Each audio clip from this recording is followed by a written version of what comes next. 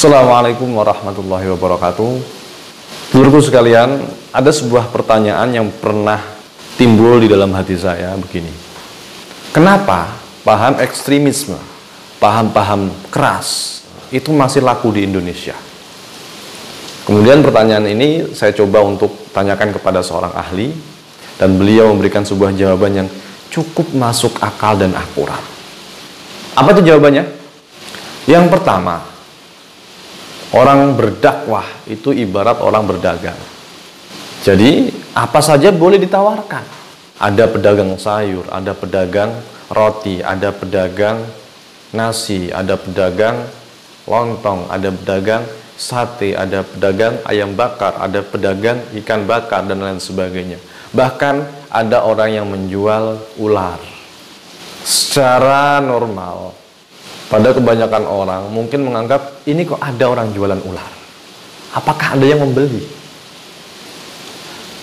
Ya itu orang yang memang tidak ada kebutuhan dengan ular. Tapi pada kenyataannya si penjual ular itu tetap ada. Ini menjadi tanda bahwasanya dagangannya juga laku.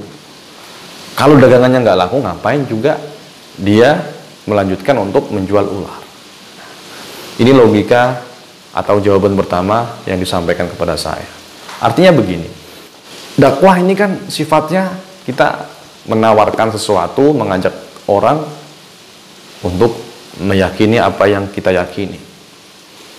Nah, begitu juga dengan pedagang tadi, menawarkan barang pada siapa saja.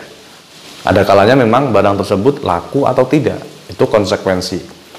Begitu juga dengan dakwah.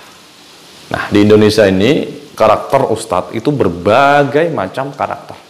Ada yang mengajak dengan santun, ada yang berdakwah dengan cara yang melalui kesenian, ada yang berdakwah dengan melalui guyonan, ada yang berdakwah melalui stand up, bahkan ada yang berdakwah melalui boneka, ada juga yang berdakwah dengan menjual rasisme, dengan menjual kebencian dan menjual fitnah.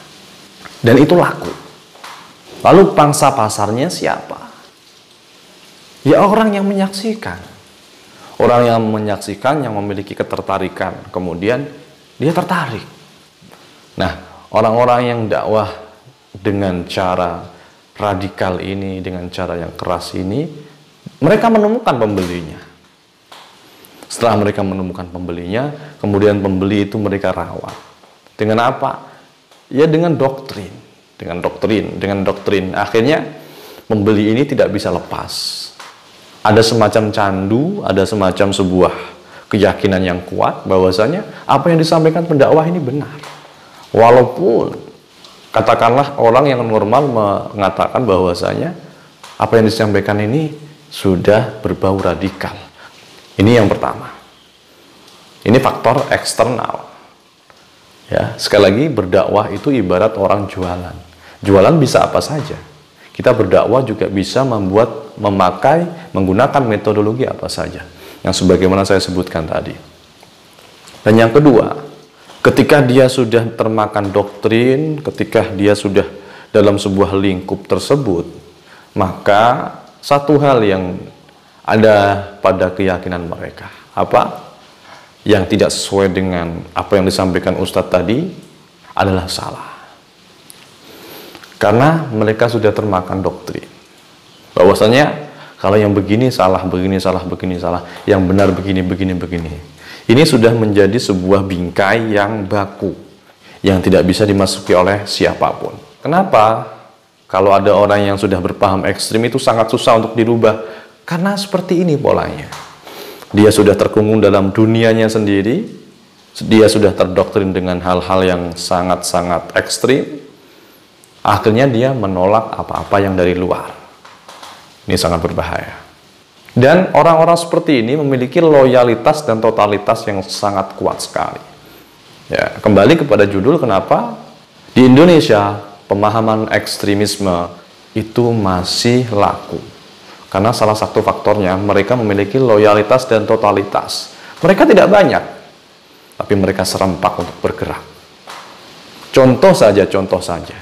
Ketika ada ustadz dari mereka memiliki sebuah channel YouTube, memiliki akun Instagram, memiliki akun Facebook, mereka akan dengan rela dan senang hati untuk like, subscribe, memfollow, dan lain sebagainya.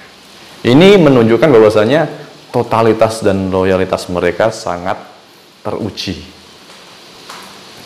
Nah, di dunia maya, salah satu patokan bahwasanya akun tersebut besar adalah seberapa banyak pengikutnya, seberapa banyak yang menyukai postingan-postingannya, seberapa banyak subscribernya. Ini patokan di dunia maya, walaupun belum tentu berlaku di dunia nyata. Tapi yang perlu kita ingat di sini adalah orang berdakwah sekarang itu banyak sekali menggunakan media maya untuk berdakwah. Jadi orang tidak melihat siapa yang berdakwah, siapa yang menyampaikan. Tapi yang dijadikan patokan tentu salah satunya adalah subscriber, orang yang memfollow atau melike postingan-postingan itu. Oh, berarti ustadz ini tenar. Oke lah, saya ikut-ikutan subscribe. Itu efek yang dilahirkan. Atau efek yang lain, oh berarti orang ini hebat, banyak yang mengikuti. Saya menyimak kajiannya. Itu efek yang lain. Akhirnya, oh ya, sedikit demi sedikit orang itu akan teracuni otaknya. Akhirnya terbawa ke paham radikal. Itu faktor yang kedua.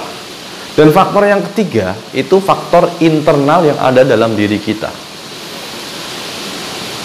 Kalau boleh jujur, kita itu masih sangat susah untuk mensubscribe teman-teman kita yang mencoba untuk menyampaikan dakwah secara santun dan berperadaban.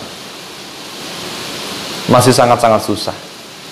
Mungkin jenengan lihat video saya, tapi belum tentu jenengan subscribe di channel saya.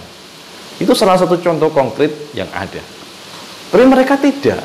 Mereka melihat video ustadznya, kemudian secara otomatis otak bawah sadarnya akan mengatakan saya harus subscribe ini. Atau dalam bahasa netizen, auto subscribe dengan channel-channel yang memang mereka sukai. Tapi kita tidak. Misalnya, jenengan setuju dengan cara dakwah, melihat videonya Gus Baha yang banyak diunggah oleh akun-akun YouTube lainnya. Itu kita menikmati saja tanpa ada dukungan moral maupun dukungan secara nyata. Dukungannya apa? Ya salah satunya dengan cara subscribe, mengikuti, menyukai dan berkomentar yang positif tentunya. Itu salah satu dukungan kita. Itu salah satu cara kita mendukung bagaimana agar dakwah di dunia maya yang bersifat santun dan berperadaban itu bisa berkembang. Tapi nyatanya kebanyakan dari kita biasanya hanya menjadi penikmat saja.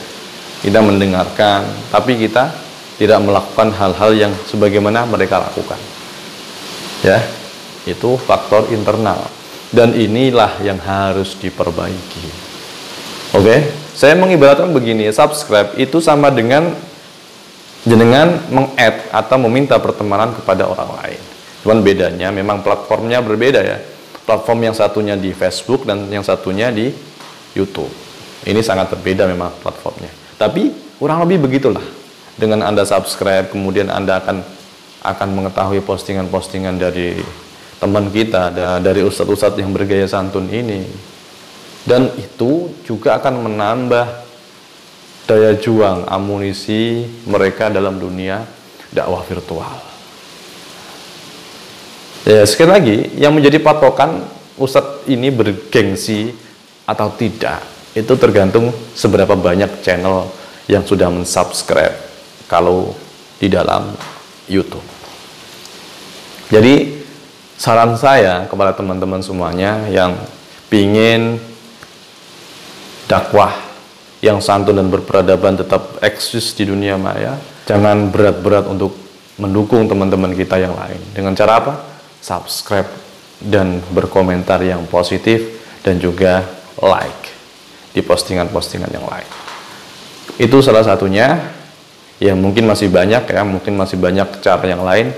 Salah satunya dengan cara men-share, memberikan tanggapan yang positif dan lain sebagainya. Itu salah satu faktornya. Demikian yang bisa disampaikan, kurang lebihnya mohon maaf. Assalamualaikum warahmatullahi wabarakatuh.